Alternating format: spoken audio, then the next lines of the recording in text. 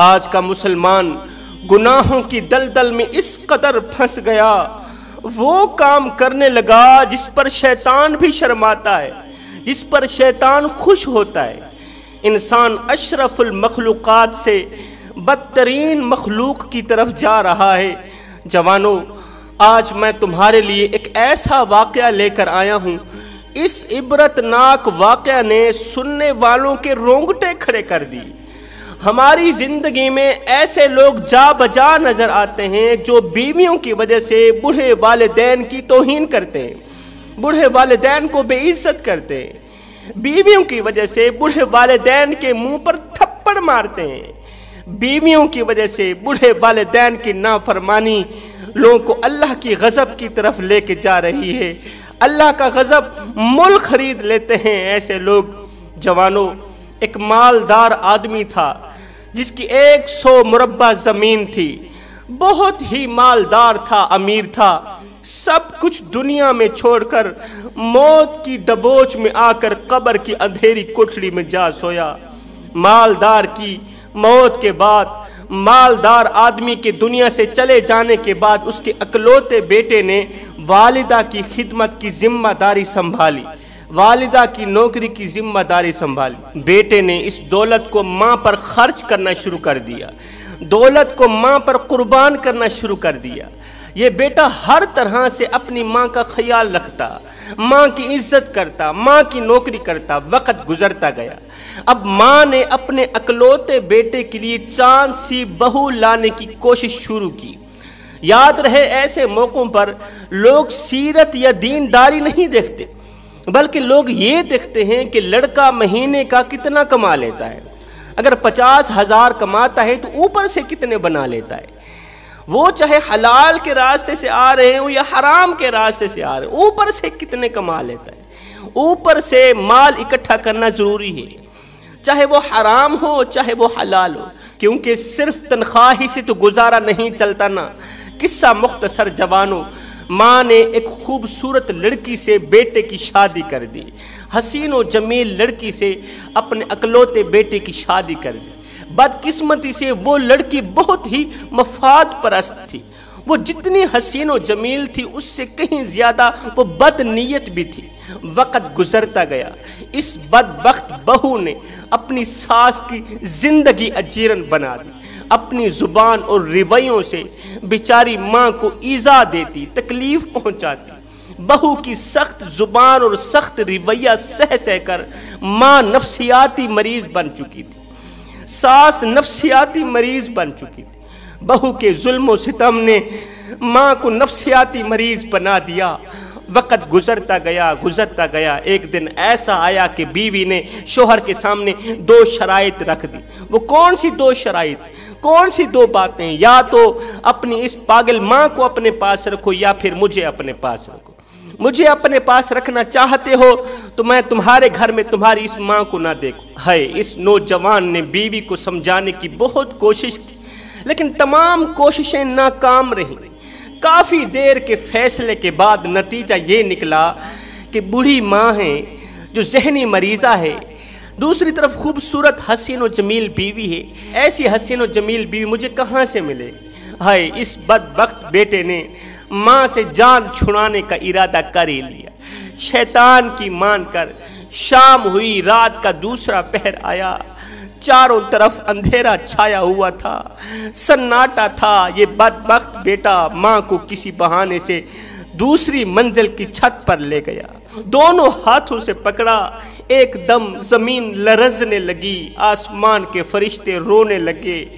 بیٹے نے دونوں ہاتھوں سے بوڑھی ماں کو، کمزور ماں کو دھکا دیا۔ اے بوڑھی ماں زمین پر گرنے سے پہلے بدبخت بیٹے کے لیے ایک بد دعائی جملہ دے کر گئی۔ جیسے ہی بیٹے نے ماں کو دھکا دیا نا، تو ماں زمین پر گرنے سے پہلے بدبخت بیٹے کو ایک بد دعا دے کر گئی۔ وہ کون سی بد دعا تھی؟ بیٹے، جو تو میرے ساتھ کر رہا ہے، آج جو تو میرے ساتھ کر رہا ہے، تیرے ساتھ اس سے کہیں زیادہ ہوگا۔ مرنے سے پہلے بوڑھی ماں اپنے رب سے انصاف کی اپیل کر گئی۔ مرنے سے پہلے پہلے، روح کے نکلنے سے پہلے پہلے بوڑھی ماں، کمزور ماں، لاغر ماں، لاچار ماں اپنے رب سے انصاف کی اپیل کر گئی۔ صبح ہوئی، ماں کے مرنے پر بیٹا دھانے مار مار کے رو رہا تھا۔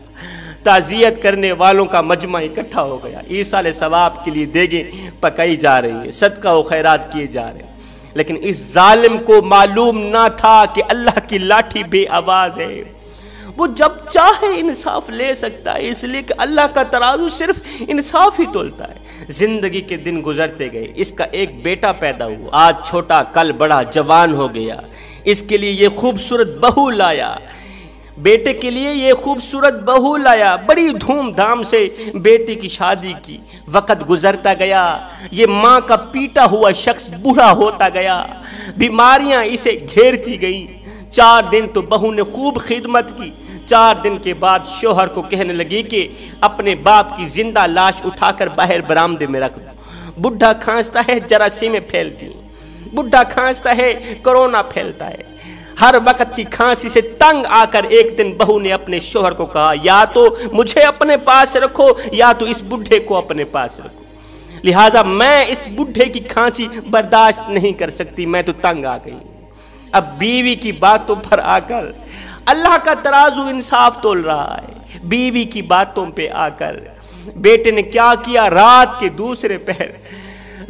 دوسرے پہر بدبخت باپ کو اٹھایا، اسی جگہ پر لے گیا جہاں اس نے اپنی ماں کو پھینکا تھا، اسی جگہ پر لے گیا۔ اللہ کی لاٹھی بے آواز ہے، وہ جب چاہے انصاف لے سکتا ہے، اس لیے کہ اللہ کا ترازو صرف انصاف ہی تولتا ہے۔ جس نے ماں کے ساتھ کیا تھا وہ وقت آ گیا ہے، اس کے ساتھ بھی ہو رہا ہے۔ اسی جگہ پر لے گیا جہاں اس نے اپنی ماں کو پھینکا تھا۔ باپ رو کر کہنے لگا، بیٹے یہ تو کیا کر رہا ہے؟ قبل اس کے کہ بیٹا جواب دیتا، غیب سے آواز آئی، او بدبخت، تیرا بیٹا وہ کر رہا ہے جو تو نے اپنی بوڑھی اور کمزور ماں کے ساتھ کیا۔ 30 سال پہلے جو اپنی بوڑھی ماں کے ساتھ تو نے کیا تھا نا، تیرا بیٹا وہی کچھ کر رہا ہے۔ قصہ مختصر جوانوں، بیٹے نے اس بدبخت باپ کو دوسری منزل سے دھکا دیا، زمین پر آتے ہی باپ کی جان نکل گئی۔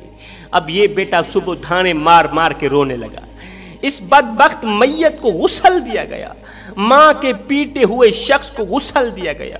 جنازے کے بعد لوگوں نے قبر کھود کر اس کو دفنایا۔ دوسرے دن کی صبح کو لوگوں نے کیا دیکھا کہ قبر نے اس کی لاش کو باہر پھینک دیا، قبر نے ماں کے پیٹے ہوئے شخص کی لاش کو باہر پھینک دیا۔ دیکھ کر حیران رہ گئے، ایسا کیوں ہوا؟ بار بار اس لاش کو قبر میں دفناتے ہیں، قبر کی مٹی اسے قبول نہیں کرتی، باہر پھینک دیتی ہے۔ لوگ کافی پریشان تھے۔ اتنے میں وہاں سے ایک اللہ والا گزرا، لوگوں نے سارا واقعہ اس اللہ والے کو سنایا۔ اللہ والے نے کہا، یہ حشر اس کے ساتھ ہوتا ہے جس کو مٹی قبول نہیں کرتی، یہ حشر اس کے ساتھ ہوتا ہے جو اپنی ماں کا پیٹا ہوا ہوتا ہے، جس نے ماں سے بد دعائیں لی ہوئی ہوتی ہیں نا، یہ حشر اس کے ساتھ ہوتا ہے کہ مٹی بھی اسے قبول نہیں کرتی۔ جس نے ماں کو گالیاں دی ہوتی ہیں، جس نے ماں کو مارا ہوتا ہے، جس نے ماں سے بد دعائیں لی ہوتی، مجھے تو ایسا لگتا ہے اس نے بھی ماں کو مارا ہوگا، اس نے بھی ماں کو گالیاں دی ہوگی، اس نے ماں سے بد دعائیں لی ہوں گی، کیونکہ ماں کے پیٹے ہوئے شخص کی سزا یہ ہے کہ خدا کی جنت تو جہاں رہ گئی، خدا کی مٹی بھی اسے قبول نہیں کرتی۔ میرے کریم نبی نے فرمایا، او صحابہ، کاش میری ماں زندہ ہوتی، میں نماز میں اللہ کے حضور کھڑا ہوتا، میری ماں آواز دیتی، او بیٹے محمد، میں نماز چھوڑ کر دوڑ کر ماں کے پاس چلا جاتا اور دنیا والوں کو بتاتا کہ ماں کی عظمت کیا ہوتی ہے۔ سیدنا علی المرتضیٰ شیر خدا کرم اللہ وجہ الکریم نے فرمایا، جنہوں نے والدین کو تڑپایا ساری زندگی تڑپتے رہے، جنہوں نے والدین کو ذلیل کیا ساری زندگی ذلیل ہوتے رہے۔ خدارا میرے بھائیوں، والدین کی قدر کیا کرو، والدین کے آگے اونچی آواز میں بات مت کیا کرو۔ جس دن یہ خاموش ہو گئے نا، اس دن تم ان کی آواز سننے کو ترسو گے۔ میں دعا کرتا ہوں مالک ہمیں والدین کی خدمت کرنے کی توفیق عطا فرما، آمین ثم آمین، وما علینا الا البلاغ المبین۔